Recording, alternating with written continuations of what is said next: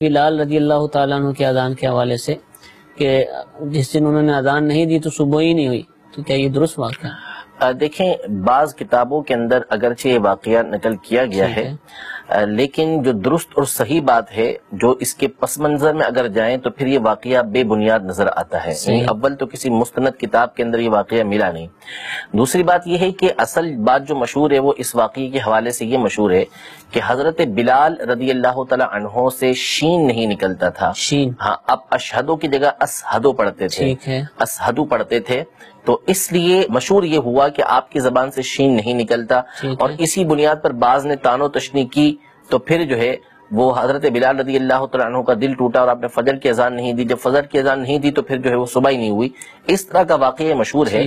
حالانکہ اس کی جو بنیاد ہے اسی کو محدثین نے موضوع اور من گھڑت قرار دیا ہے، غلط قرار دیا ہے. یعنی محدثین نے واضح الفاظ میں لکھا، جیسے حافظ جمال الدین مزی رحمۃ اللہ تعالی علیہ نے، ابن کثیر نے البدایہ والنہایہ کے اندر، علامہ سخاوی رحمۃ اللہ تعالی علیہ نے المقاصد الحسنہ کے اندر، علامہ غزی رحمۃ اللہ تعالی علیہ نے الجد الحفیظ کے اندر، تمام نے اس بات کی صراحت کی ہے کہ یہ جو بات مشہور ہے کہ حضرت بلال کا جو سین نکلتا ہے وہ شین ہے.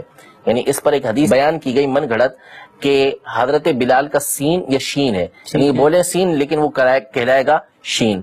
حالانکہ یہ بات ہی غلط ہے. امام سخاوی رحمۃ اللہ تعالی فرماتے ہیں کہ حضرت بلال رضی اللہ تعالی عنہ کے جو حالات مبارکہ علماء نے لکھے ہیں، مورخین نے لکھے ہیں، اس کے مطابق آپ کی آواز انتہائی حسین و جمیل تھی، خوبصورت آپ کے تلفظ تھے اور آپ اذان دیا کرتے تھے. اگر آپ کے تلفظ غلط ہوتے، شین کی جگہ آپ سین پڑھتے، تو جو مشرکین تھے، جو یہود و نصارہ تھے، منافقین تھے، ان کو تو مذاق کا موقع مل جاتا کہ مذاق اڑاتے، استہزاء کرتے، اور نبی کریم صلی اللہ تعالی علیہ وسلم کس طریقے سے ان کو پھر مؤذن بناتے.